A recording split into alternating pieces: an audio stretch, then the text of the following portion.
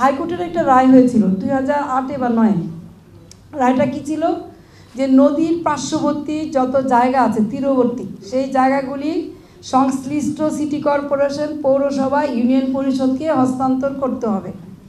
সেখানে কি করবে সেটারও দিক নির্দেশনা হাইকোর্ট দিয়েছে। সবুজায়ন করতে হবে, খেলার মাঠ করতে হবে, অথবা ওইখানে যদি কোনো স্কুল থাকে বা ধর্মীয় উপাসনালয় থাকে সেটা না ভেঙে সেটা পাবলিকের, সাধারণ পাবলিকের জন্য ব্যবহারের উপযুক্ত করতে হবে। সেই 2009-এর আদেশ হাইকোর্টের কেউ কি প্রতিপালন করেছে? আমরা বারবার এটা চিঠি লিখেছি আমাদের নৌপরিবহন মন্ত্রণালয়ে। আমাদের চিঠি লেখার পরিপ্রেক্ষিতে মন্ত্রী মহোদয় আপনার বিআইডব্লিউটিএল ডিজি সম্ভবত নিয়ে মিটিং করেছে, চেয়ারম্যান, বিআইডব্লিউটি চেয়ারম্যান। তারপরেও আমাদের সেই জায়গা দেওয়া হয়নি, আমাদের সাথে এমইউ করা হয়নি। আমরা বাধ্য হয়েছি সেই জায়গা দখল করার জন্য। আমি তো এখন দখলদারি হয়ে গেছি, যে আপনার রেলওয়ের জায়গা দখল করে শেখ রাসেল পার্ক করেছি, বিআইডব্লিউটির জায়গা দখল করে পার্ক করেছি এবং নদীর পাড়ে প্রচুর গাছ লাগিয়ে দিয়েছি। কিন্তু এটা তো ঠিক না। আসলে আপনি হাইকোর্ট রায় দিলে আপনি সেটা মানবেন না। কেন মানবেন না? আচ্ছা, না মানে আবার কি করেছে দেখেন, ওয়ার্ল্ড ব্যাংক ফাইন্যান্স করতেছে, নৌপরিবহন মন্ত্রণালয় কাজ করতেছে। আচ্ছা, আপনি একটা শহরের ভিতরে কাজ করছেন, ওই শহরকে তো জানালে না, ওই শহরের কর্ণধার তো জানলো না। এই যে সমন্বয়হীনভাবে আপনার নদীকে ডেভেলপ করা হচ্ছে, এটা তো আমি মনে করি এটা যুক্তিসঙ্গত না। আমাদের যদি ঢাকা হইতো অ্যাটলিস্ট আমরা বলতে পারতাম যে আমাদের এই প্ল্যানটা আছে, আসেন আমরা এইভাবে কাজ করি।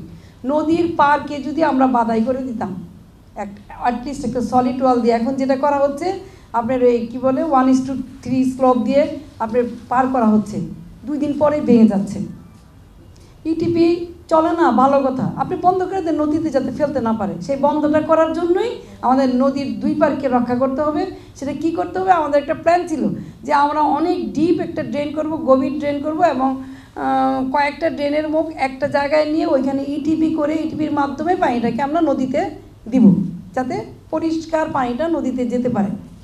এই ব্যাপারে তো আমাদের কেউ হেল্প করছে না, না আমাদের মন্ত্রণালয়, না ওয়ার্ল্ড ব্যাংক, না এডিবি, না নৌ পরিবহন মন্ত্রণালয়। নদী রক্ষা কমিশন একটা তালিকা করবে দূষণকারী শিল্পের।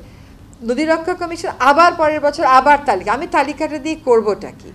এই দূষণকারী শিল্প প্রতিষ্ঠানগুলোকে কেমন করে দূষণ মুক্তভাবে পরিচালনা করতে বাধ্য করা যায়, অনুপ্রাণিত করা যায়, সেজন্য নদী রক্ষা কমিশন আর পরিবেশ অধিদপ্তর কী বলছে।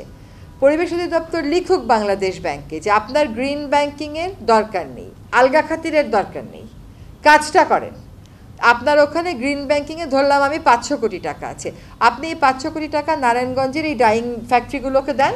ওদের জন্য নারায়ণগঞ্জে যে খাস জমি আছে ওরকম একটা জায়গায় ওদেরকে আমরা রিলোকেট করি, ওরা একটা সেন্ট্রাল ইটিপি লাগাবে। কারণ ছোটো ছোটো কারখানাগুলো বললেই আপনি ইটিপি লাগাতে পারবে না।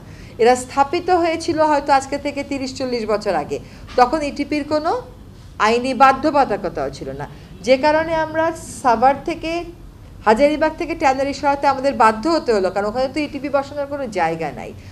কি করলে সমাধান হবে? সেইখানে কত টাকা লাগবে? 500 কোটি।